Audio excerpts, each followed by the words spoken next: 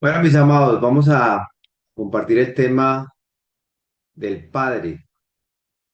El Padre. El tema es que iniciamos con el tema del Espíritu Santo y vamos ahorita a hablar del Padre y el siguiente estudio va a ser sobre el Hijo. Tenemos que reconocer y ser conscientes que siempre se ha metido la teología de la Trinidad. Dios Padre, Dios Hijo, Dios Espíritu Santo. Un solo Dios en tres personas, ¿cierto? Ese fue el dogma, la doctrina que nos enseñaron. Pero cuando vamos a mirar la escritura, y me llama la atención estudiando un poquito sobre esto, alguien decía que la escritura o lo que nos han enseñado hay que raspar esas palabras porque hay cosas que están ahí más que ocultas, están en la profundidad, están en el estudio, el estudiar la palabra. Entonces, por eso el título, ¿no? Padre, parte de la Trinidad o la fuente de toda verdad. Yo sé que cada uno tendrá una opinión y cada uno tendrá un conocimiento, pero yo quiero que en esta noche lo miremos desde la escritura y desde la escritura en su contexto de la lengua, en su contexto de la cultura, en su contexto de, de la riqueza literaria, en el contexto de la historia, de la cultura, de todo lo que esto implica. Y también tenemos que conocer que ha habido mucha influencia de muchas partes, de muchas partes. Les pregunto, ¿se ve bien? Atentico, yo acabo de terminar acá unos detallitos, detallitos. Ahí se ve completa, Sí, ya se ve, ¿cierto? Se ve muy bien. Entonces lo que vamos a hacer es un sí, estudio, ok, muchas gracias. Un estudio exegético del término padre. Cuando estamos hablando exegético es la raíz, el origen, ¿cierto? De todo de dónde viene la palabra padre, según la escritura, desde el pensamiento hebreo y la unidad absoluta de Dios, la unidad absoluta de Dios. Entonces vamos a comenzar. Yo quise iniciar este estudio con este pasaje que aparece en Deuteronomio capítulo 6 versículo 4 porque de ahí inicia todo este estudio, esta enseñanza, donde dice, oye Israel, el Señor nuestro Dios, el Señor uno es. Vamos a resaltar dos palabras.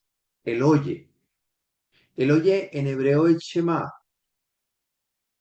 No significa solamente escuchar, implica oír, entender, discernir y obedecer. Pero aquí específicamente, y lo veíamos en estudios anteriores, le está hablando a Israel, pero no está hablando a Israel como nación, ¿cierto? Sino Israel, el que es gobernado por Dios, el que Dios llama, el que Dios perfora sus oídos, el que Dios circuncida su corazón, el que Dios lo llama definitivamente, ¿cierto? Y dice, el Señor nuestro Dios, el Señor uno es. Entonces la palabra uno en hebreo es ejab, ahí está la flechita, unidad absoluta, totalidad, integridad, perfecta, plenitud indivisible.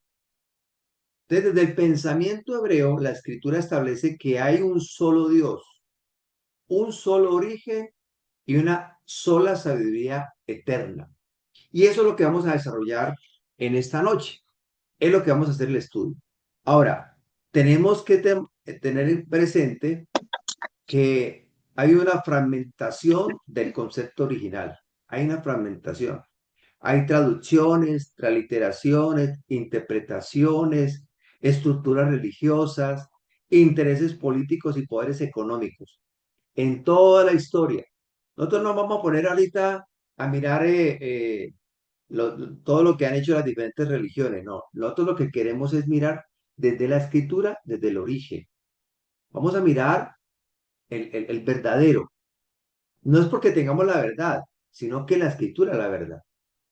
Entonces, estas capas históricas terminaron separando conceptos teológicos que en el pensamiento hebreo estaban completamente unidos. Entonces, es indispensable volver al contexto, al lenguaje original y al pensamiento hebreo. ¿Para qué? Para entenderlo y para darle una lectura adecuada a la escritura. Entonces, como esto se trata de un tema literario, como esto se trata de mirar la coherencia y consistencia en la misma escritura, en la misma palabra, entonces tenemos que mirar estos dos puntos. Las palabras poseen dos dimensiones de significado. Qué bueno que usted pueda tomar nota y usted mismo lo pueda verificar. Hay un significado denotativo. ¿Qué es denotativo? Es lo etimológico y objetivo, ¿cierto? La definición etimológica. Y está el significado connotativo. ¿Cuál es la definición? Un tema cultural, contextual o idiomático. Que una palabra puede significar diferentes cosas en diferentes regiones. La misma palabra. Hay un ejemplo. Hay un ejemplo y me parece que es muy claro y muy pertinente. Dice, ejemplo, el marrano. El marrano en el significado denotativo es animal cuadrúpedo, mamífero, ¿cierto? Ok. Pero en el significado connotativo, el marrano es una persona sucia, despreciable o alguien que se deja engañar, ¿cierto? Que lo tumba. Esa es una realidad. Cuando nosotros entramos a mirar el tema de Padre, el tema de Hijo y el tema del Espíritu Santo, tenemos que mirar por qué la Escritura dice lo que dice. ¿Por qué el Señor decía lo que decía cuando Él estuvo aquí en la tierra? Entonces, en este trajinar de estudiar la palabra, decíamos nosotros que una frase para nosotros tiene un significado, pero para gente de otro país puede tener un significado diferente. Ejemplo, por ejemplo, nosotros decimos, hagamos una vaca. Nosotros entendemos que hacer una vaca es que cada uno da una parte para comprar algo o hacer una fiesta, bueno, hacer algo, algún evento. Pero si usted le hizo eso a un inglés o a un alemán, él no va a entender, él no va a entender. ¿Quién lo va a entender? El colombiano, y que culturalmente lo maneja. ¿Y qué no hablar a nivel de tecnicismos? Una cosa es decir puerto a un ingeniero de sistemas, a decir puerto a uno de la marina, ¿cierto? Un puerto para el ingeniero de sistemas es el, el puerto donde se coloca, perdón un momentico, donde se coloca las memorias, ¿cierto? Las memorias. Entonces, y un puerto para un marinero es donde llegan los barcos. Entonces, hay que mirar el contexto cultural, lingüístico, pensamiento, ¿cierto? Hay que mirarlo, porque si no, vamos a cometer errores. Vamos a cometer errores. Entonces,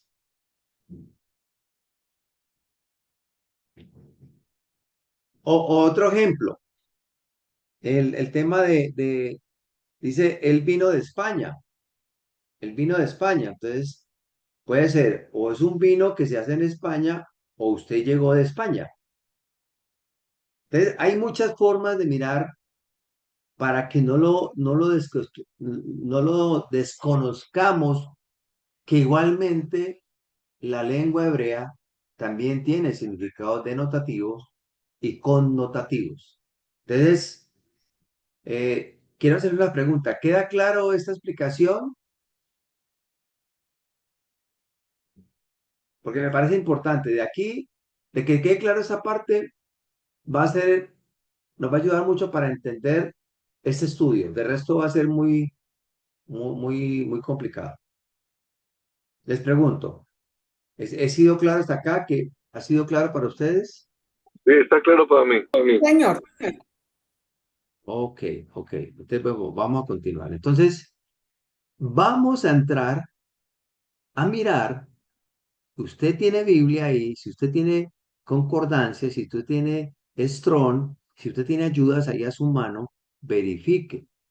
Inclusive puede usar la IA, ¿cierto? Puede averiguar en Internet. Redefiniendo la palabra padre desde el hebreo, se escribe A-V, más allá de la emoción humana. En hebreo es Ab, en arameo es Abba, Abba. Entonces, hay un concepto o una definición denotativa de padre, de Abba o Ab. Es principio, fuente de todas las cosas, origen y sabiduría manifestada. Génesis 1:1, vamos allá un momentico, Génesis 1:1, ahí inicia todo.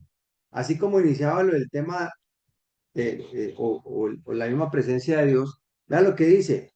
Y fue el principio, y en el principio creó Dios los cielos y la tierra. El principio. El Señor es el principio, no el principio de inicio de las cosas, sino principio donde se establecen las cosas.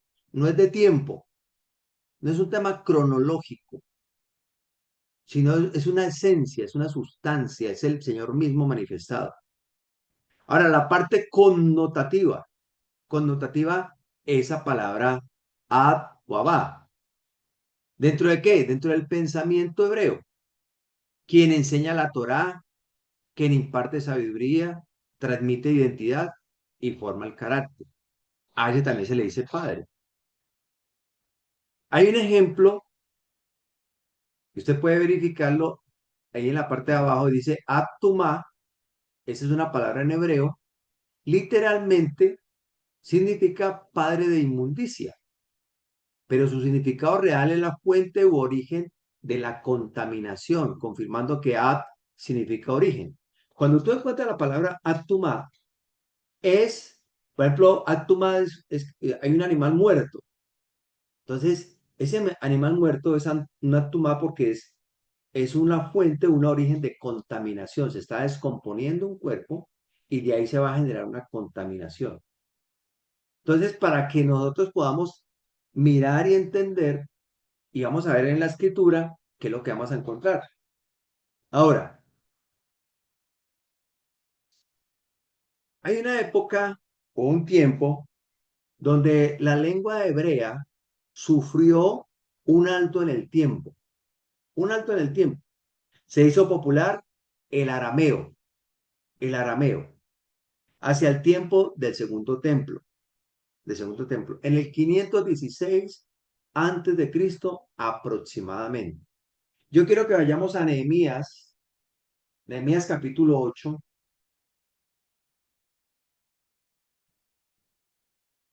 Si alguien lo quiere leer, muy bueno.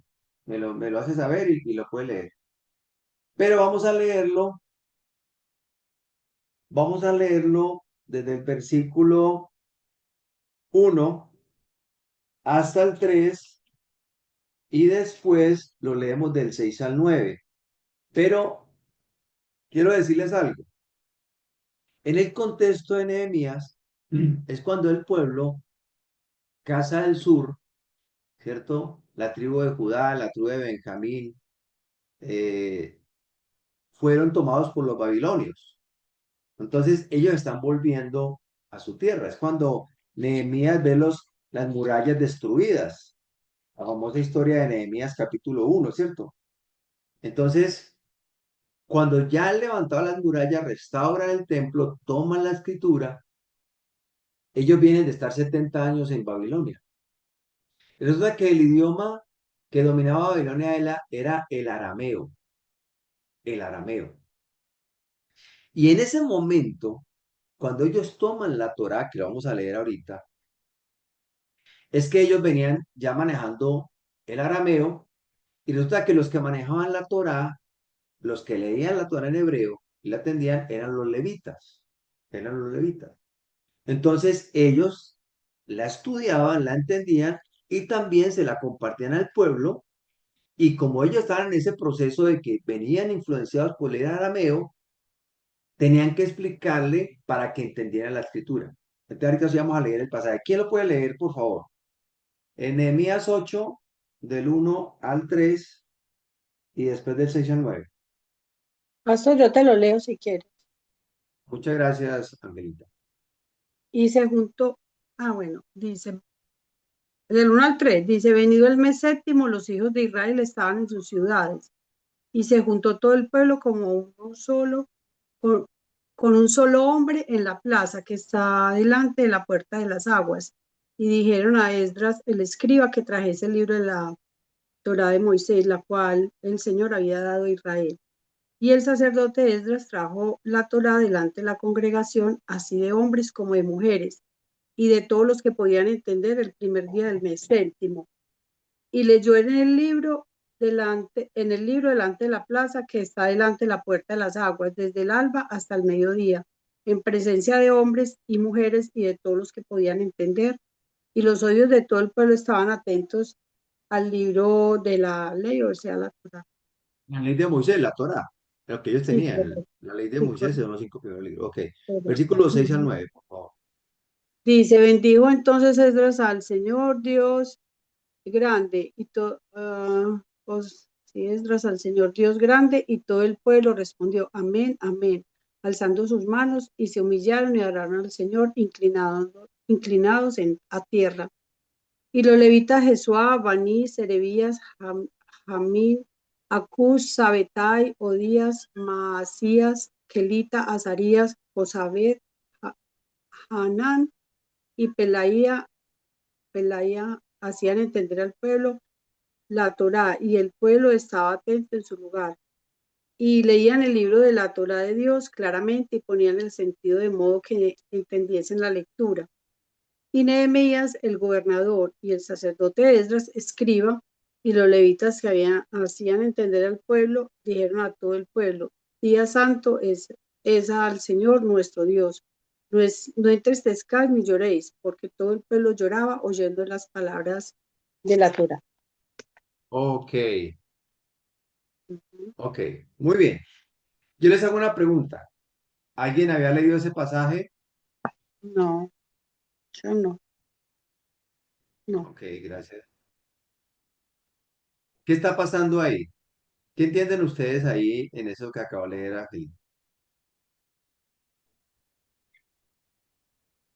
Mauro, yo entiendo que la palabra la Señor. leían, yo entiendo que la palabra la leían y la explicaban de modo que las personas comunes y corrientes la pudieran entender. Ok, muy bien. Ok, muchas gracias. ¿Quién más? ¿Quién más quiere aportar algo?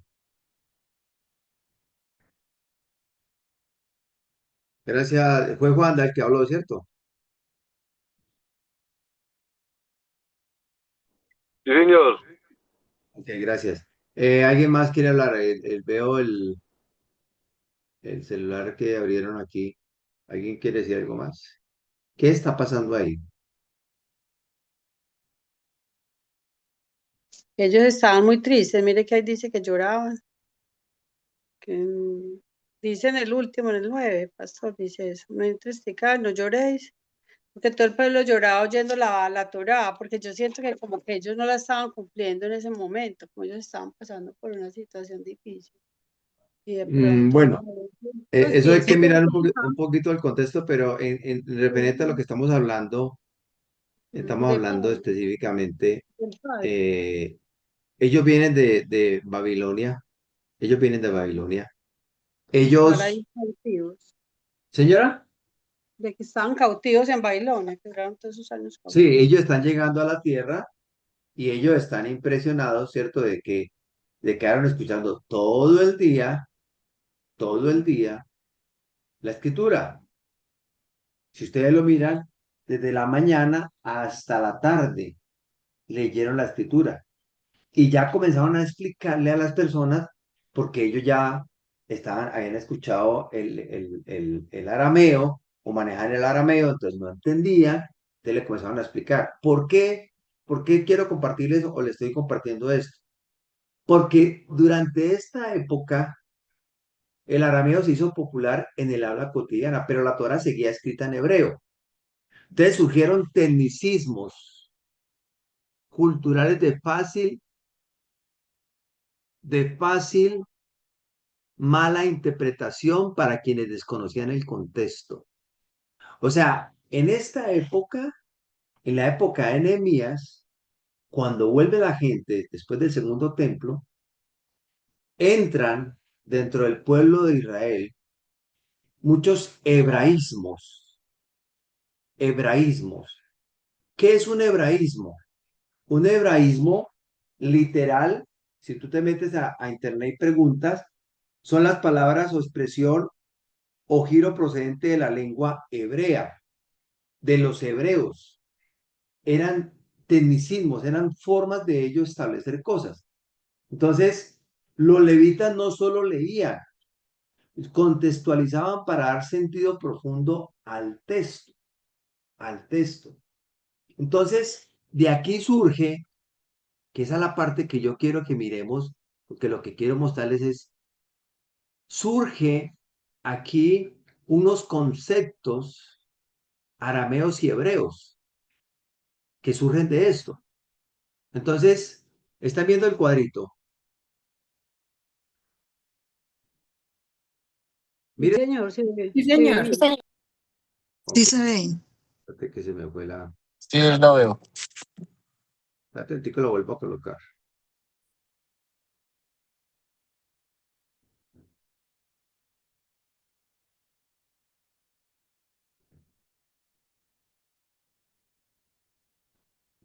Deme un segundito.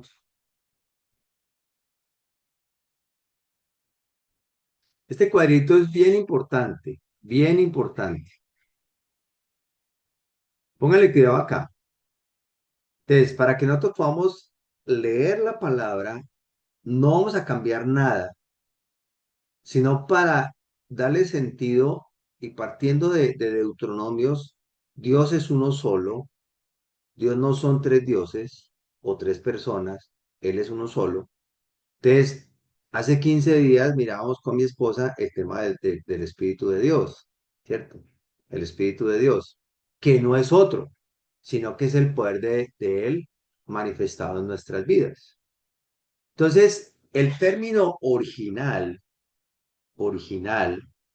aquí hay unas columnas. Aquí aparece, aquí lo estoy encerrando, aparece el término original, aparece la traducción literal, literal, y está el significado cultural o los hebraísmos, o los hebraísmos.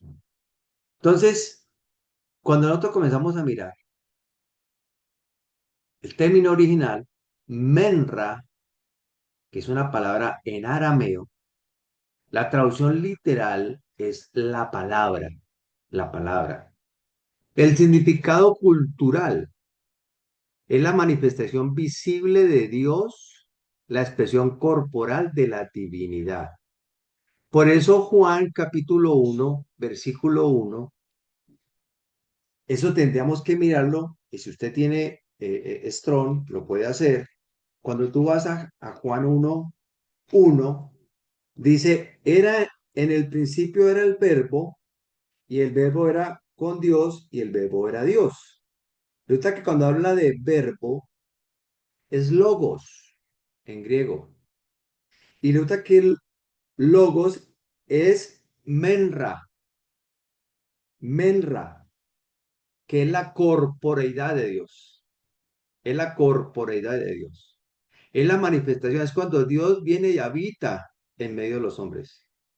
Siempre el Señor habitaba en su tabernáculo, en el templo, pero cuando Él vino hace más de 2000 años, habitó en medio de nosotros. Entonces, cuando está hablando de Menra, está hablando de la palabra, está hablando de la manifestación de Dios, visible de Dios, visible de Dios. Ahora, cuando aparece la palabra diestra, esto nos va a dar mucho sentido cuando tú vayas a comenzar a leer los evangelios, cuando leas las cartas de Pablo, y vas a encontrar el tema de la diestra. Entonces la gente, se sentó a la diestra del trono, ¿cierto? Entonces cree que es la mano derecha. Resulta que la diestra, sí, literalmente se traduce mano derecha, pero el significado cultural, hebraísmo, es autoridad, gobierno, poder absoluto. O sea, es decir, cuando el Señor resucitó y él subió a la diestra del Padre, ahorita vamos a ver qué es Padre, él se sentó en su poder, en su autoridad. No es que se haya hecho a la derecha. Cielos es un término original. Traducción literal, espacio de arriba, lo que vemos acá arriba. Pero dentro del hebraísmo es dimensión espiritual, gobierno divino, tribunal celestial. Eso nos va a dar mucho entendimiento en muchas cosas de la escritura. Por eso es bueno estudiar. Shema. Shema significa literal escuchar, pero dentro del hebraísmo es entender, obedecer, responder. Una persona cuando está diciendo que oye dentro del pensamiento hebreo, no solamente que presta atención, sino que está, o sea, primero que todo, entra en silencio, no tiene que estar hablando. Escucha, interioriza, entiende y lo vive. Eso es Shema. Ahora, el Shema me permite a mí tener claras mis prioridades en mi vida. De acuerdo a un llamado, de acuerdo a un propósito, yo no voy a perder tiempo en cosas que no tengan que ver conmigo, ni con mi llamado, ni con mis propósitos. Entonces voy a aprender a aprovechar muy bien el tiempo. No voy a prestar tiempo, o no me voy a gastar el tiempo mío en escuchar conversaciones que no tienen nada que ver conmigo, con mi llamado. Entonces, aquí les estoy compartiendo 4 palabras. Melra, diestra, cielos, Shema. ¿Queda claro? Les pregunto. Sí, Ok, señor. Sí, ok. señor, perfecto, muy bien. Muy bien, muchas gracias. Entonces, ya vamos a entrar acá a mirar que la parte me parece chévere. Yo personalmente, mi esposa levantó la mano. Cuéntanos, amor. Sí, buenas noches para todos. Yo creo que para poder de pronto abrir un momento, un poquito más la mente, es que tenemos que comprender que a nosotros nunca nos llevaron a reflexionar acerca de que la escritura la recibimos en traducciones y en versiones. Desde que tuvimos los primeros contactos con la Biblia, esa es la palabra de Dios. Sí, claro, es la palabra de Dios, pero viene en una traducción y en versiones.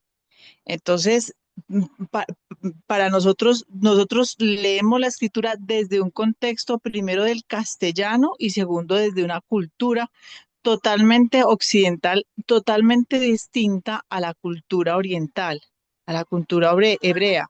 El castellano difiere muchísimo del hebreo. El hebreo es muy conciso, por decir algo, la palabra nefesh por gracias a nuestra herencia griega nos la tradujeron como el alma, pero si usted va a ver nefesh en la escritura es garganta. Es más allá es pescuezo. Entonces cuando uno va, es como entender que hay una manera de leer la escritura. Porque es como quien lee a Gabriel García Márquez o como quien lee a X o Y, tiene que entender cuál es su estructura de pensamiento.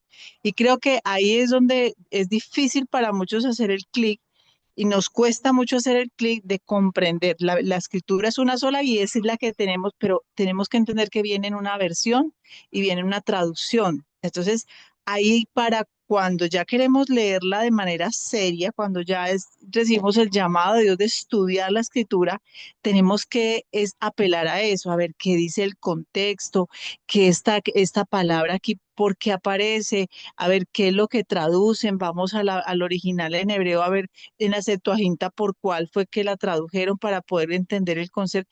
Yo creo que eso es lo más importante para podernos como quitar toda una idea que traíamos en la cabeza, porque mire que muchos de nosotros todavía tenemos la imagen del Espíritu Santo como una paloma, pero porque lo leemos en español y no entendemos lo que la paloma significa en el pensamiento hebreo bíblico. Entonces creo que eso nos va a ayudar y eso es algo que se va aprendiendo.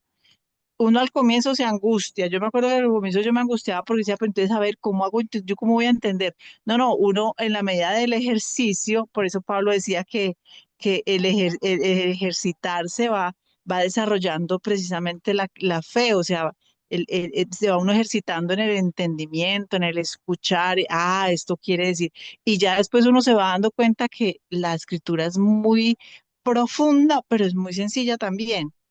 Somos los seres humanos que nos hemos complicado y pues por los idiomas y por todo lo que ha pasado en la historia, se complicó mucho las cosas. Entonces quería como aportar eso porque es importante que entendamos que lo estamos leyendo en una traducción, que hubo un traductor y ese traductor tenía una estructura mental, tenía una ideología, tenía unos intereses, un montón de cosas. Entonces, eso nos va a ayudar a inquietarnos y a estudiar más y a entender la riqueza del idioma. Eso era lo que quería como aportar. Ok, muchas gracias, amor. Mira, escuchándote me recordaba, y eso es una realidad, una realidad. Es que a uno lo, o a uno le enseñaron, o lo engañaron, o aprendí unas cosas que era un tema de confianza. Uno asumía, no, este es una autoridad, pastor, un sacerdote, un rabino, lo que sea, cualquier líder religioso. Entonces uno confiaba, pero uno nunca se inquietaba, uno nunca cuestionaba. Por eso yo decía al comienzo que hay que raspar las palabras, a ver qué hay que hacer preguntas. La Biblia no se puede contradecir.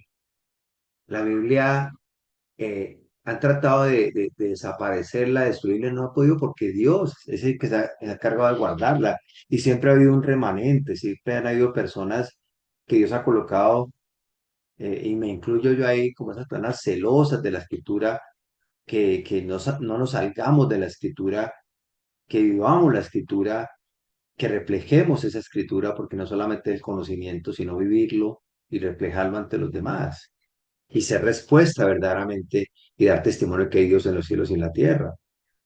Entonces, cuando uno ya entra acá en el Nuevo Testamento, lo que hablamos hace 8 días, de por qué, o hace 15 o hace 20 días, de por qué en el Antiguo Testamento aparece Isaías, Jeremías, bueno, todos los profetas, pasa usted la hojita de Nuevo Testamento y aparece San Mateo, San Marcos, San Lucas, San Juan. ¿Por qué? Los otros no eran santos, estos sí eran santos. O sea, esa diferenciación lo que hace es separar. Cuando se separa, pues no hay coherencia. Entonces, aquí la paradoja, si Dios es uno, ¿a quién oraba Yehoshua? Que es el nombre en hebreo, ¿cierto? Digámoslo Jesucristo o Jesús. Y el Señor no estaba hablando con otro Dios. Él estaba acudiendo a la sabiduría. O sea, el Señor mismo, cuando, cuando usted va al pensamiento hebreo, bíblico, no es porque tengamos que volvernos hebreos, no es porque el hebreo sea la lengua santa, no, sino que fue escrita por hebreos, pensaban como hebreos, vivían como hebreos, veían el mundo como hebreos, como usted lo ve hoy. Nosotros un pensamiento occidental, latinos, colombianos, tenemos una cosmovisión. ¿Que es buena o es mala? No, no se trata de eso. Se trata es de ser conscientes que hay una forma de pensar, hay un lenguaje, hay una riqueza literaria, que si yo no la conozco no voy a entender la escritura, voy a encontrar incoherencia.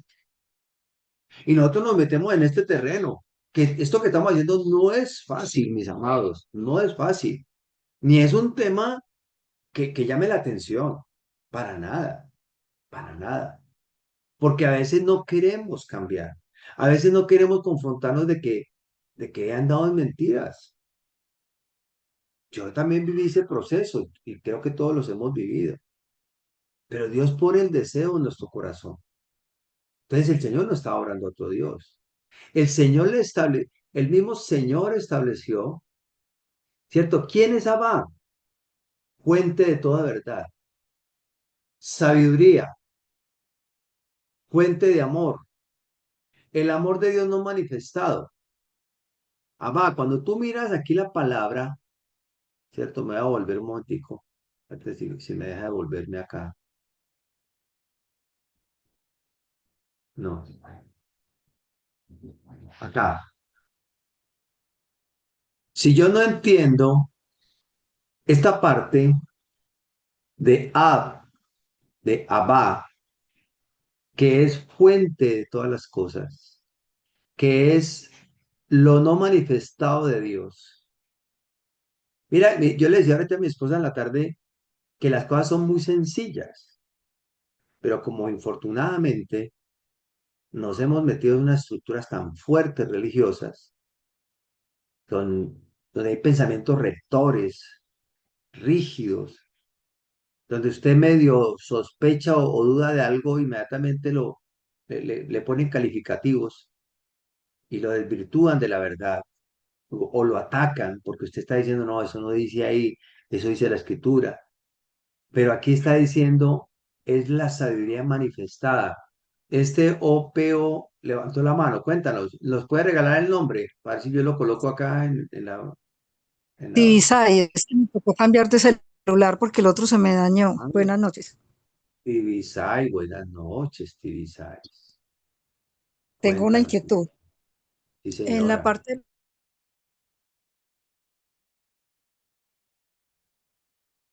Se te fue la voz.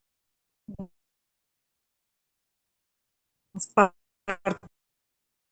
Ustedes lo escucharon. de No, no se te escucha, Tibisay.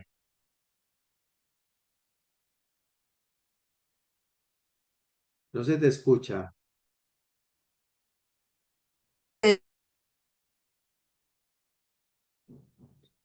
Qué la pesar que no se te escucha. escritura o hacia Jesús y al contrario, ¿cómo se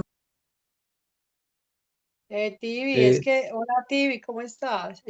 Amiga, es que no se te no, está oyendo nada. Si quieres, no te escucha o lo escribes por el chat porque no se te está oyendo. O te haces en un lugar donde te entre un poquito la señal, te me da la señal. porque no se te escuchó lo que le preguntaste a Mauro. ¿Nos estás escuchando, TV? No. No parece que se le fue la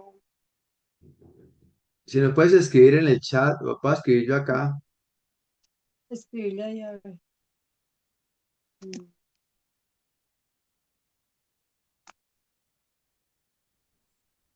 Hola, ahora sí. Ok, Ahí, dale. ¿Hasta dónde me escucharon? Nada. nada, no te No oímos te nada. Ah, escuchamos nada. Solo que habías cambiado de celular, amiga, hasta ahí. bueno. Entonces, en las partes de la escritura donde hacen referencia a que Dios le habló a Jesús o Jesús a Dios, ¿cómo se interpreta eso? ¿Cómo se puede entender eso? Eso es lo que vamos a estudiar. A continuación Del vamos a uno al estudiar eso. otro. Ya vamos a estudiar eso. Listo. Gracias. Ya vamos a estudiar eso. Ok, ok. Listo, dale. Ya vamos a empezar. Yo pienso que aquí empieza el tema y vamos a lo práctico, a lo concreto. O sea, para que podamos entender. Padre no es el progenitor. Padre no es el que tiene hijos. No, ese no es padre. Desde la escritura no es padre en forma denotativa, etimológica. Es principio, fuente de todas las cosas. Origen y sabiduría manifestada. Sabiduría manifestada. Todo proviene de Él. Todo proviene de Él.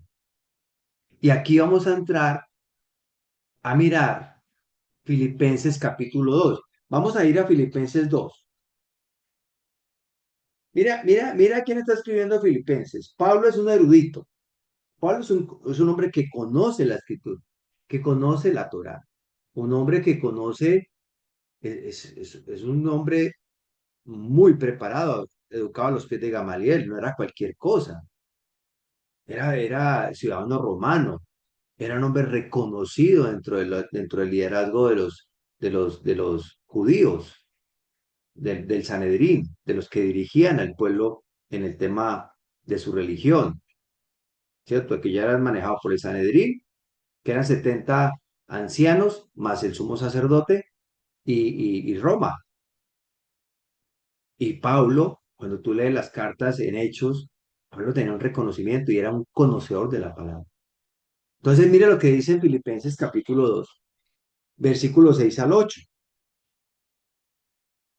Dice, bueno, vamos a leer desde el 5. Dice, haya pues en vosotros este sentir que hubo también en Yehoshua Hamashiach, el cual siendo en forma de Dios, ojo, no estimó ser igual a Dios como cosa que aferrarse, sino que se despojó de sí mismo, tomando forma de siervo, hecho semejante a los hombres. Ojo, y estando en la condición de hombre, se humilló a sí mismo, haciéndose obediente hasta la muerte y muerte de cruz. Presten atención a esto. La imagen, no sé si la logran analizar, es algo simbólico que estamos poniendo acá. La plenitud de Dios, Él se disminuye y viene en forma de hombre. Se somete a un tiempo y a un espacio. La fuente, que es Abba o Ab, Ab en hebreo, Abba en arameo, ya les expliqué por qué el arameo. El origen, ¿cierto? Que no es que tenga comienzo y fin, no. Él es el eterno, soberano, único y Dios verdadero, omnipresente. No es que Él comenzó hace 5.000 años. Ah, hace 5.000 años nació Dios. No, Él es sin principio y sin fin. Es sin principio y sin fin. Es omnipresente. Él se disminuye. La condición disminuida, ojo, la condición disminuida, la manifestación, asumió limitación de tiempo, espacio y condición humana limitada. Forma de siervo. Él no fue un hombre, porque hay la connotación dentro del pensamiento hebreo que el hombre es pecador. En forma de hombre no implica hombre caído o hombre en pecado. En él no hubo pecado, corrupción ni contaminación. Hebreos 4:15,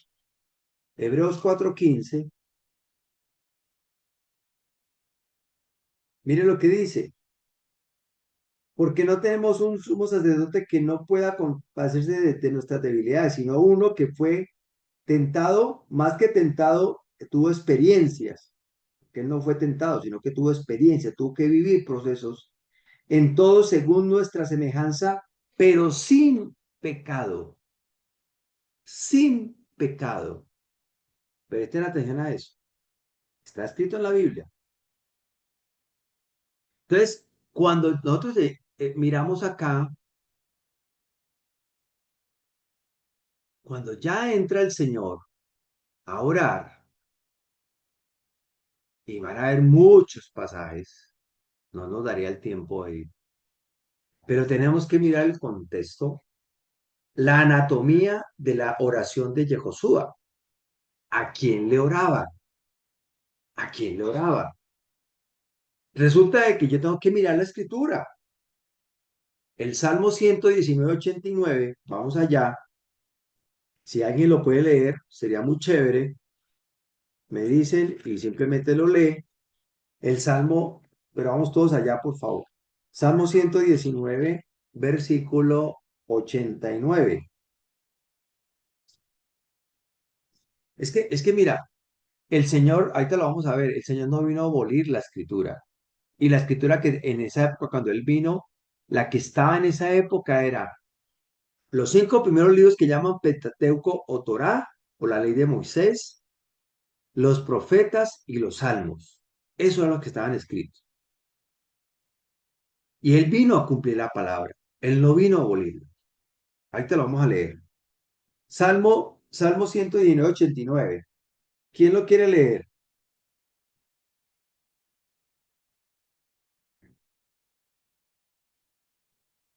Ok, Yo yo lo digo, leo entonces. Ok, dale, Marcelita, gracias. 119:89, ¿sí? Sí. Para siempre, oh Jehová, permanece tu palabra en los cielos. Ok, muchas gracias, Marcelita. Mira lo que dice. Para siempre, oh Señor, permanece tu palabra en los cielos. Palabra. ¿Recuerda lo que hablábamos de palabra? Palabra es, o sea, lo que no conocemos y lo que es manifestado en medio de nosotros, ¿cierto? Cuando Él vino y habitó en medio de nuestras vidas. Menra, menra, palabra. Pero en el cielo, ¿qué es el cielo? La corte celestial. Allá está el Señor, ¿cierto? Toda la plenitud. ¿Qué está? ¿Qué está allá? Palabra.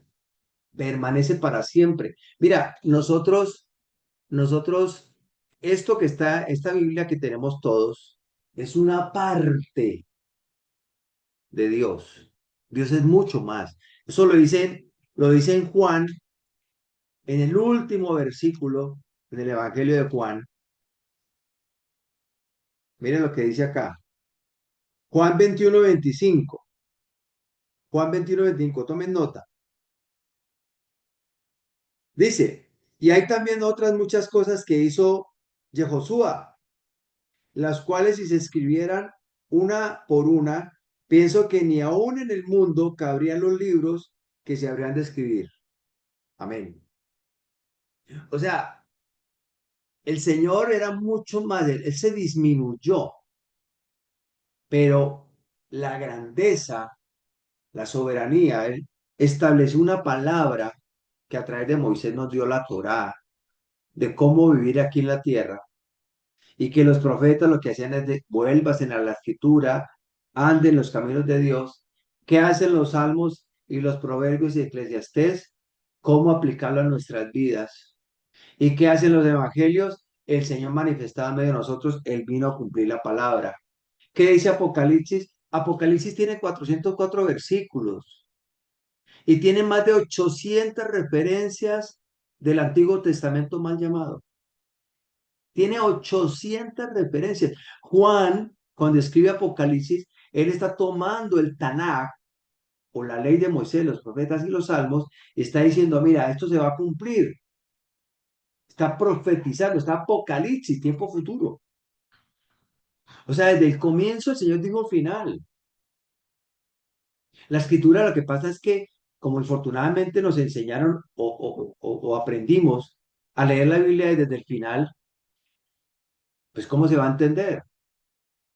¿Por qué no se entiende Apocalipsis? Porque se comenzó a leer al final. Y resulta que Apocalipsis tiene 800 referencias. Haga el ejercicio. Tiene 404 versículos, Apocalipsis. Y tiene como referencia 800 versículos del Tanakh o Antiguo Testamento. 800 referencias. Si tú estás leyendo Apocalipsis y no haber leído la escritura desde el comienzo, no la vas a entender. No lo vas a entender. No va a ser posible. Entonces, aquí lo que el Señor está diciendo, que la Torá en los cielos permanece para siempre, tu palabra en los cielos, en los cielos. Para siempre, oh Hashem, permanecen tus palabras. Representa el pensamiento, voluntad y sabiduría eterna. El Señor cuando le decía Padre, Abba, Abba o Ab, porque él hablaba o en arameo o en hebreo, Ab, está diciendo sabiduría. ¿Y sabiduría en qué? Él está en su condición limitada por el tiempo y el espacio. Acá, miren el gráfico. Dice que no salga o no se haga, dice que ok, no, haga mi voluntad limitada. Él estaba limitado a un tiempo y un espacio, sino la voluntad eterna que yo mismo establecí desde la eternidad. Mira, hay un ejemplo muy sencillo que lo aprendí de Juan Carlos Arias. Muy sencillo. Para mí fue claro ese ejemplo. A dar cuenta que usted es un empresario. Usted creó una empresa con políticas, con procedimientos, con responsabilidades, con puestos de trabajo, con todo lo que implica una empresa. Usted la organizó, usted la craneó, usted la estableció. Y resulta que usted va y nombra a un gerente. Resulta que el gerente no salió bueno, y otro y tampoco. Usted dijo, no, ¿sabe qué? Yo voy a ser el gerente. Pero él se sometió a lo que él estableció. Él se sometió, pero él estaba limitado en un tiempo y un espacio. Era, orar no era un diálogo entre dos dioses, sino la sincronización de la manifestación física con su propio origen espiritual. No se haga mi voluntad en mi condición limitada a un tiempo y un espacio, sino que se haga lo que yo establecí. Por eso la gran angustia que él tuvo, que su sudor eran como gotas de sangre. Y ahorita lo vamos a ver. Eso tiene una connotación muy importante dentro del metalenguaje bíblico. ¿Qué es el metalenguaje bíblico? Lo que se entiende y tiene coherencia con la escritura. Averigüe, tome nota, metalenguaje bíblico, para que podamos entender. Es como yo meterme en la empresa suya o en su trabajo, ustedes tienen un metalenguaje que solamente lo entienden ustedes en su profesión o con su empresa. Entonces él no está orando a otro, él está acudiendo a lo que él mismo estableció y está dando un parte porque se está cumpliendo, porque él cumplió la palabra. Entonces aquí vamos a entrar más en profundidad. Y en esto sí quiero invitarles a que usted mismo lo verifique. Los que tengan Strong me lo hacen saber para que lo miremos. Vamos vamos a Mateo 26,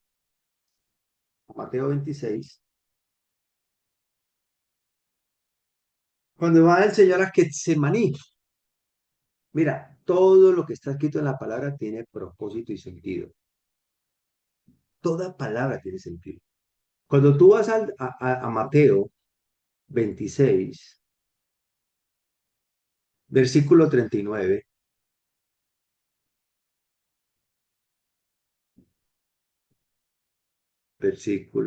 no, perdón, versículo 36, sí.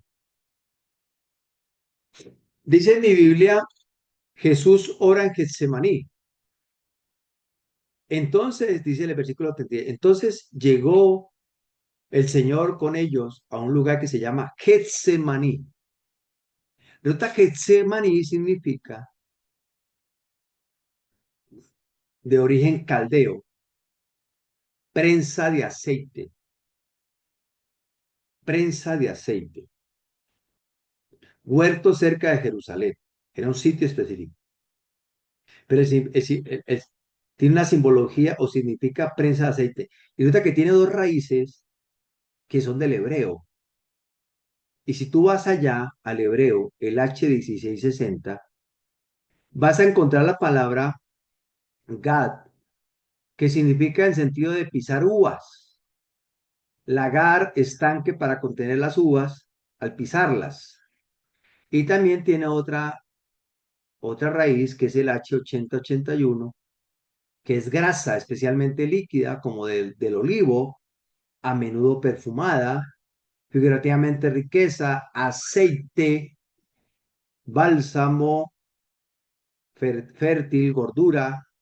Y cuando yo voy a mirar, voy a encontrar que esa palabra que le acabo de leer, aparece en el Salmo,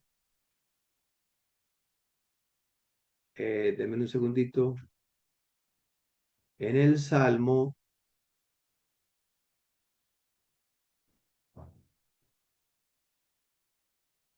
en el Salmo 133, versículo 2, que es el famoso Salmo de las bienaventuranzas del amor fraternal, donde dice del versículo 1, dice cántico gradual de David, mirad cuán bueno y cuán delicioso es habitar los hermanos juntos en armonía, es como el buen óleo sobre la cabeza, el cual desciende sobre las barbas de Aarón y baja hasta el borde de sus vestiduras. Mira, aquí está dando mucha simbología. El aceite se usaba para ungir los sacerdotes y los reyes. El aceite simbolizaba obediencia, sometimiento a la sabiduría de Dios. En Deuteronomios capítulo 14, el Señor o capítulo 17, perdón, yo verifico para no cometer un error ahí. Pastor, el salmo, ¿estabas hablando de cuál salmo? O Ciento para, treinta y lo tres. dije. Salmo 133. 133. Señor. Listo, gracias. Perdón un momentico, es en Deuteronomios, no, 17. En Deuteronomio 17, el Señor le da instrucciones para un rey. Y una de las instrucciones que le da al rey es que él debe gobernar al pueblo con la escritura. Por eso lo ungían con aceite. ¿Qué simboliza el aceite aquí? El buen óleo sobre la cabeza. ¿Qué es la cabeza? Los pensamientos. Los pensamientos. El obediencia en mis pensamientos, el cual desciende sobre la barba de Aarón. ¿Quién era Aarón? El sumo sacerdote. Y baja hasta el borde de sus vestiduras, o sea, en todo su ser. El aceite significa obediencia. Obediencia. Dentro del pensamiento bíblico, dentro del metalenguaje bíblico, significa obediencia. Entonces vuelvo acá al pasaje de Mateo. Entonces dice, entonces llegó el Señor con ellos a un lugar que se llamaba Getsemaní y dijo a sus discípulos, sentados aquí, entre tanto que yo voy allí y oro, ¿cierto?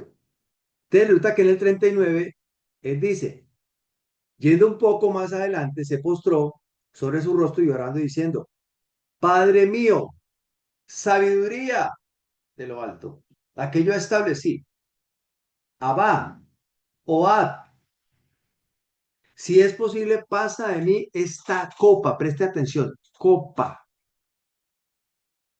copa. ¿Qué le dijo a los discípulos? Usted tiene que comer el pan y el vino. ¿Qué es el pan? Su cuerpo. ¿Qué es el vino? Su sangre. ¿Y qué significa eso? Sometimiento a la escritura. En este momento, Getsemaní, dice la Biblia, dice, bueno, vino de los discípulos, tal, dice, vamos a ver dónde dice que era tal la angustia que su sudor era como gotas de sangre. Está en otra parte, que era. A ver, ustedes que son juiciosos más que yo, ¿dónde es que aparece? Dice que era tal su angustia que su sudor era como gotas de sangre. Deme, tico, ya se lo busco. Está en Marcos 32. Eh, eh,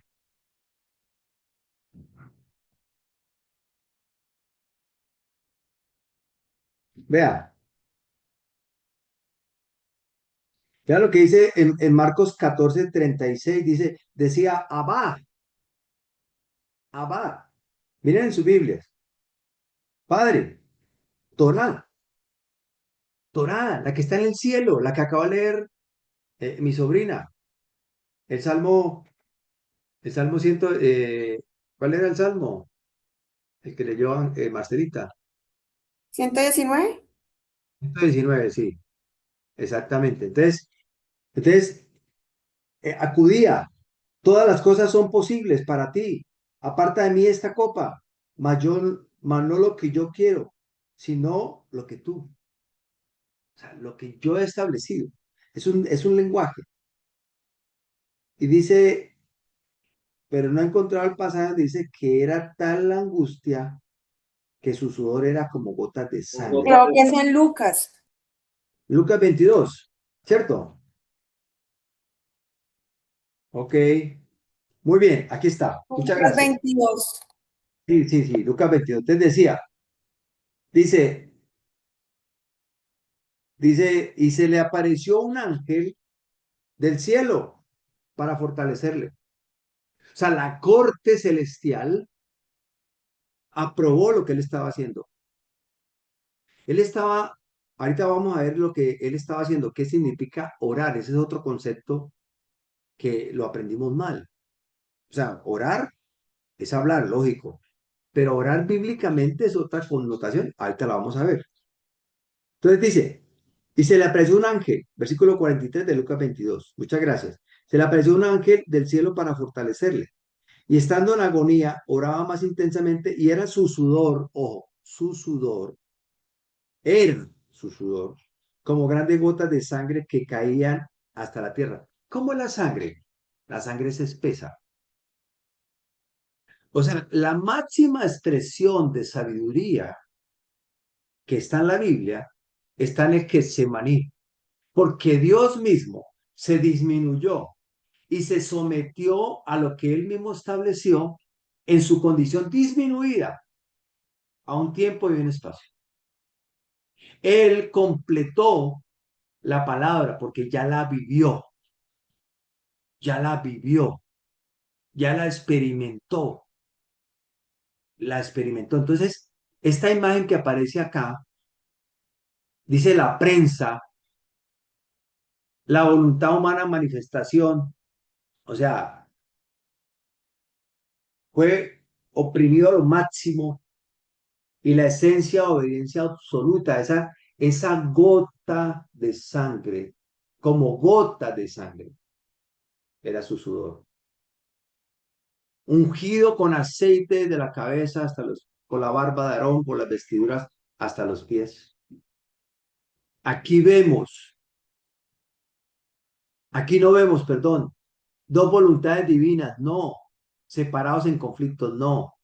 Vemos la manifestación limitada, sometiéndose completamente a la voluntad eterna. Experimentó el costo total de obedecer la voluntad que él mismo había establecido. Una cosa que tú saques normas en tu empresa y otra que tú las cumplas. Una cosa es que tú pongas normas en tu casa y otra que tú las cumplas. Total coherencia. Y él no se limitó, no se quedó en su condición de hombre. Se doblegó hasta lo máximo. Hasta Hebreos 5, mire lo que dice acá, esto tan tremendo. Hebreos 5. Si tienen alguna inquietud, me la hacen saber, por favor. No tengo ningún problema. Hebreos 5, versículo 8 al 10. Aquí hay algo muy interesante. Este punto me parece supremamente importante. Supremamente importante. Espero que también ustedes lo vean así. Espérate que estoy buscando unos apuntes que tengo por acá. Ok. Mire lo que dice. Dice, voy a leerla en la versión Reina Valera como aparece ahí. Aunque era hijo, por lo que padeció aprendió la obediencia. Y habiendo sido perfeccionado, vino a ser autor de eterna salvación para todos los que le obedecen. Y fue declarado por Dios sumo sacerdote según el orden de Melquisedec. Mire lo que pasa acá. Aunque era hijo, ese es el tema que vamos a ver dentro de 15 días si Dios nos tiene con vida. Por lo que padeció, aprendió. O sea, esta traducción da a entender de que él era desobediente. Resulta que Dios no fue desobediente. Él mismo se despojó. Lo leímos en Filipenses. Si hay una, si hay una manera, yo voy a leer mis apuntes acá. Si hay una manera de consolidar esa idea bíblicamente sin negar el texto, sin negarlo, pero entendiendo correctamente que significa aprendió la obediencia. O sea, es mirarlo desde el pensamiento bíblico. La clave está en comprender que el pasaje no está diciendo que Josué era desobediente y luego aprendió a obedecer, como alguien ignorante o rebelde. No. La escritura muestra otra cosa. Él entró voluntariamente en la experiencia humana y llevó la obediencia hasta el sufrimiento y la muerte, para manifestarla plenamente delante de nosotros, delante de nosotros. O sea, por ejemplo, Juan 13, 15 al 17. ¿Quién me lo puede leer, por favor, para que me ayude, por favor? Y primera de Pedro, Juan 13, 15, 17. Primera de Pedro 2, 21 al 24. ¿Quién puede leer Juan 13, 15, 17?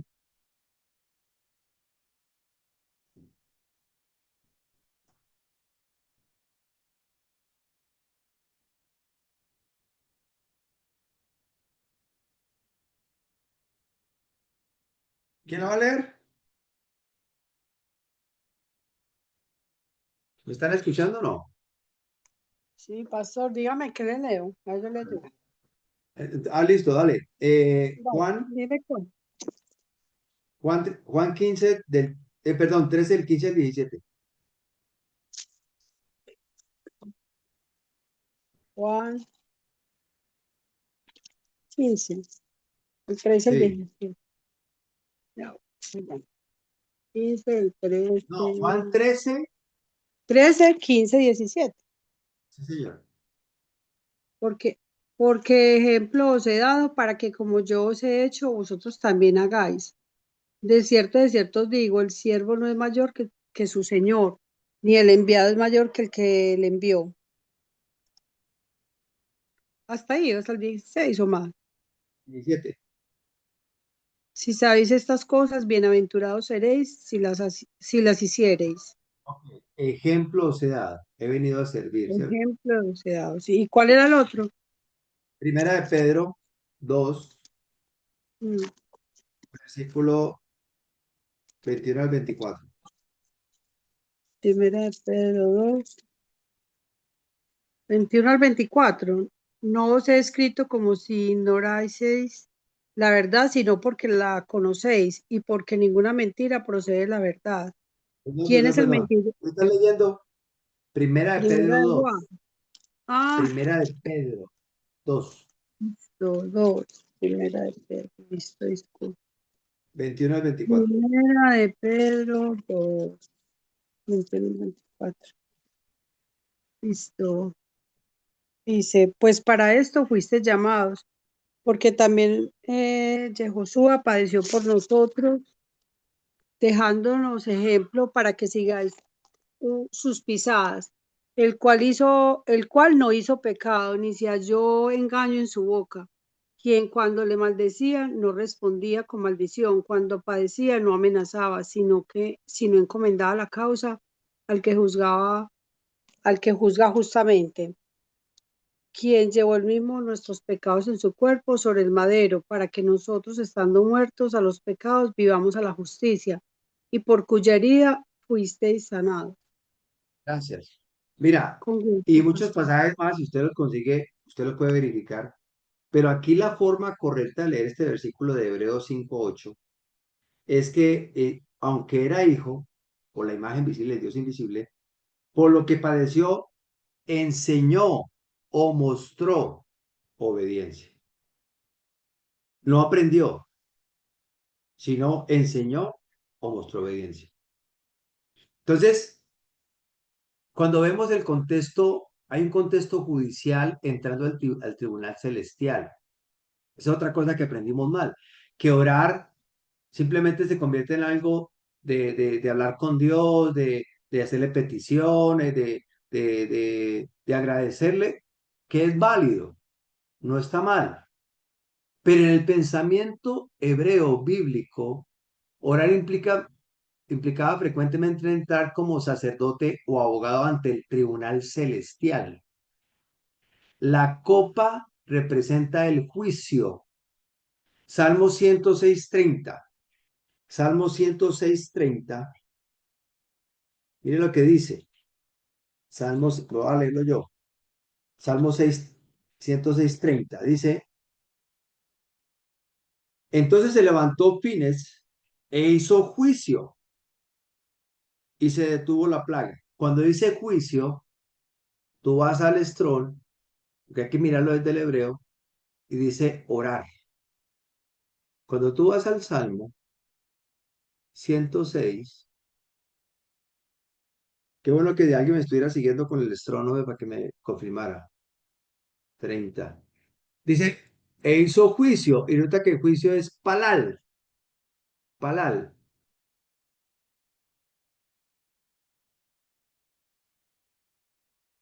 Perdón un momentico, Salmo, ay, bendito Dios. Salmo 100, ay, Señor.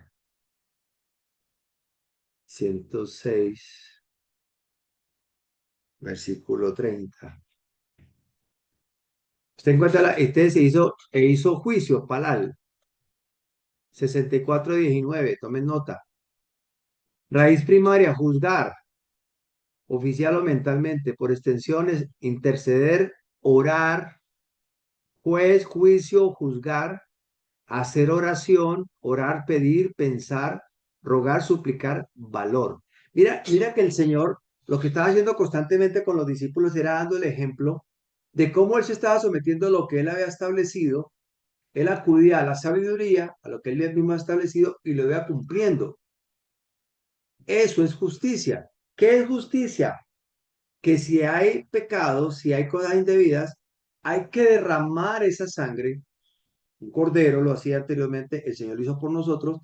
Es quitado la culpa, es quitado el pecado y cesa todo castigo, digámoslo así, o todo estar separados de Dios, ¿cierto? Entonces, la copa representa el juicio.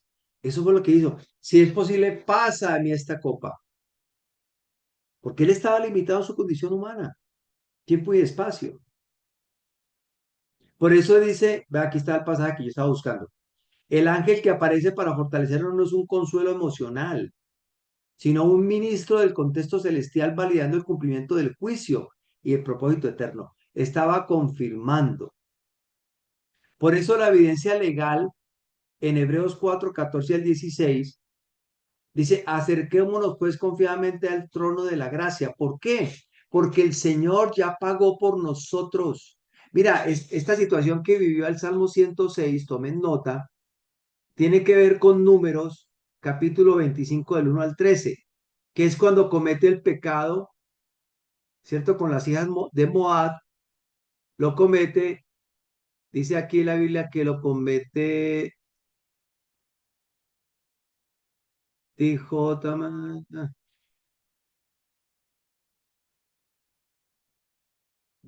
dice en el versículo 6 de números 21, 25, perdón, dice, he aquí un varón de los hijos de Israel vino y trajo una madianita a sus hermanos y a ojos de Moisés y de toda la congregación de los hijos de Israel, mientras lloraban ellos a la puerta del tabernáculo de reunión. Y los vio Fines, hijo de Eleazar, hijo del sacerdote Aarón, y se levantó en medio de la congregación y tomó una lanza en su mano y fue tras el varón de Israel a la tienda y los alanceó a ambos, al varón de Israel y a la mujer por su vientre, y cesó la mortandad de los hijos de Israel. O sea, tenía que haber pagar a alguien el derramamiento de sangre, porque esa persona estaba cometiendo pecado, estaba en pecado. Y fue delante de Moisés y delante de todos y se metió al tabernáculo con una mujer pagana. Y Fines, que era celoso de la escritura, fue y lo traspasó y cesó la plaga. Eso fue lo que hizo el Señor. Cuando Él entrega su corbán, su cuerpo, que derrama hasta la última gota de su sangre, hemos sido justificados. El acta de decreto que había en contra de nosotros ya no tiene poder. Ya tenemos, dice por eso, acerquémonos confiadamente al trono de la gracia. Es la intervención de Dios en nuestra vida. Hebreos 9:12, por su propia sangre, lenguaje netamente judicial y sacerdotal. Cuéntanos, amor.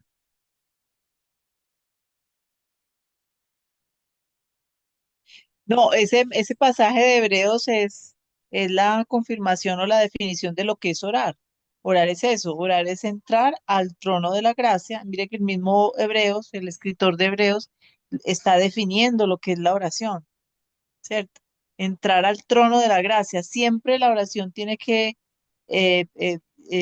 llevarnos a ver al juez justo y al reo que soy yo, al digno de muerte, al pecador. Yo, ¿cómo entro allá ante el juez justo? Y la promesa es que siempre hallaré gracia y oportuno socorro. Entonces, Así es. cuando Yehoshua oraba, él en su condición de disminuido, en forma de hombre, ¿a dónde se estaba acercando? Al juez. ¿Cuál es el juez? La Torah eterna, que está, como dice el Salmo, permanece inamovible en los cielos. Entonces, él en su disminución se acerca a su misma palabra para mostrar que todo ya se está cumpliendo. Por eso en la cruz él dice, consumado es, porque todo lo que él tenía que hacer lo hizo conforme a la Torah eterna. Y lo Eh, otro que quería decir es que un ejercicio muy bueno y muy práctico es no seguir leyendo Padre, porque inmediatamente, queramos o no, nos viene la imagen del papá y el hijo. Es leer Abba, porque ya entendemos que Abba es la Torah eterna, que no es una persona, es la Torah eterna. Entonces creo que un ejercicio importante es ese de cambiar es la manera en que leemos para que cambie nuestra manera de pensar. Romanos dice que debemos cambiar nuestra manera de pensar para que cambie nuestra manera de actuar. ok, Eso. ok, muy bien, amor, muchas gracias. Y termino con esta, que esta se va a ampliar más con el tema del Hijo, es la transfiguración que él sufre o que él muestra ante Pedro, Juan ¿cuál es el otro? Pedro, Juan y Jacobo, ¿cierto? Transfiguración, la sabiduría eterna revelada. Cuando el Señor mismo se manifiesta, vamos allá a la escritura, en Mateo.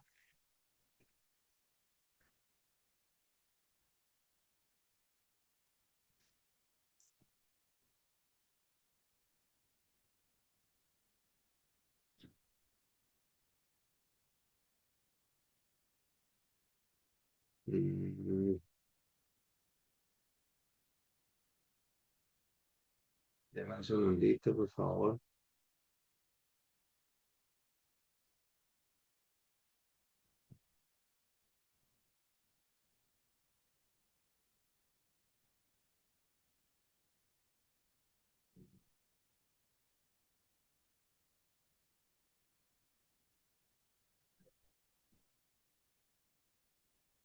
En Mateo 17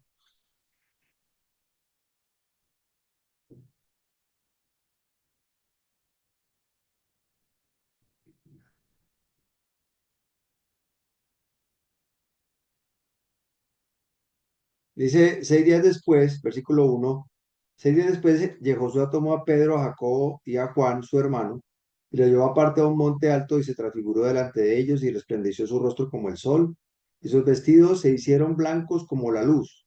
Y aquí le aparecieron Moisés y Elías hablando con él. Esa transfiguración está conectado con Daniel 7, que es el anciano de días. El anciano de días es la manifestación gloriosa del Señor, ¿cierto? De Yehoshua, es la sabiduría eterna sentada frente a los hombres, manifestada la máxima expresión delante de Jacobo, Juan y Pedro, ¿cierto? Entonces, la plenitud, el Señor mismo se manifiesta y cumple Daniel 7:9, que es el anciano de días. Eso se va a ampliar un poquito con el tema del Hijo. Todo el Antiguo Testamento apuntaba hacia Él, la manifestación de Dios. Por eso en Mateo 5, 17, 18 dice, no he venido a abolir la Torá o la escritura. Por eso lo que decía mi esposa ahora, cuando dice consumado es, ya cumplí la escritura. Yo soy la escritura. Moisés, ¿qué representa? La Torá. Elías, ¿qué representa? Los profetas. ¿Qué dice Juan? Juan capítulo 5. Juan capítulo 5 dice en el versículo 39,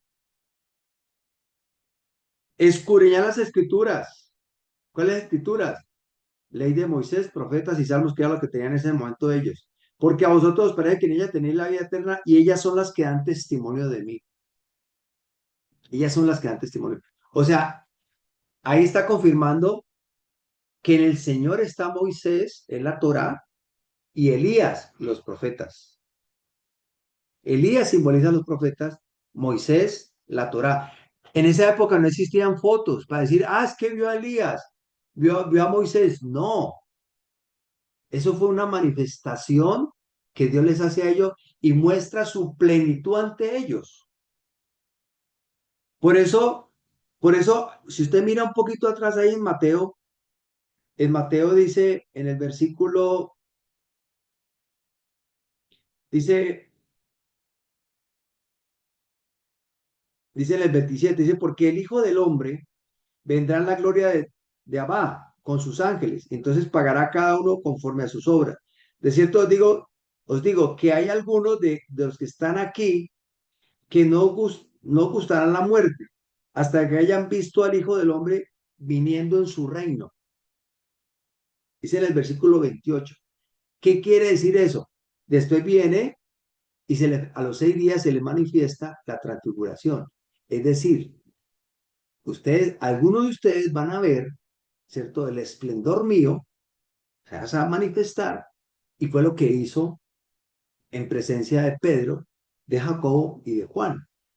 Entonces, por eso es la manifestación gloriosa de Yehoshua, es la sabiduría eterna sentada frente a los hombres, sus palabras no pasarán. O sea, la palabra de Dios, Mateo 24:35, todo pasará, pero mi palabra no pasará. Es lo que está diciendo acá. Es lo que está diciendo acá. ¿Cierto? En el versículo 35. El cielo y la tierra pasarán, pero mis palabras no pasarán.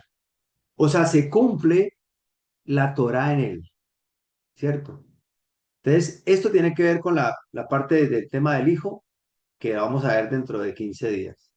La conclusión, mis amados, la conclusión exegética de Ab y de Abba. La fuente, Ab es la fuente eterna, el origen, el fundamento inamovible, ¿cierto? El poder, esa sabiduría eterna, el poder y la voluntad manifestada hacia nosotros. La unicidad, Hachén es uno, Yehoshua no clamaba a otro Dios, manifestaba perfectamente la voluntad eterna frente a los hombres. Termino con este pasaje. Tito, denme 2 minutos más y terminamos.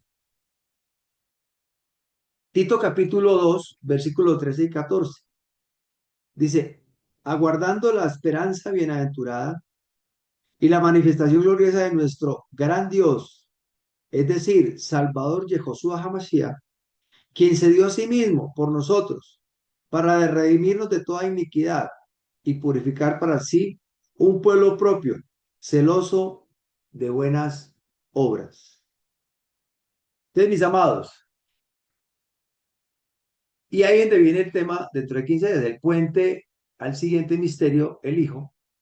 Si el Padre es la sabiduría y el origen invisible, ¿qué es exactamente el Hijo?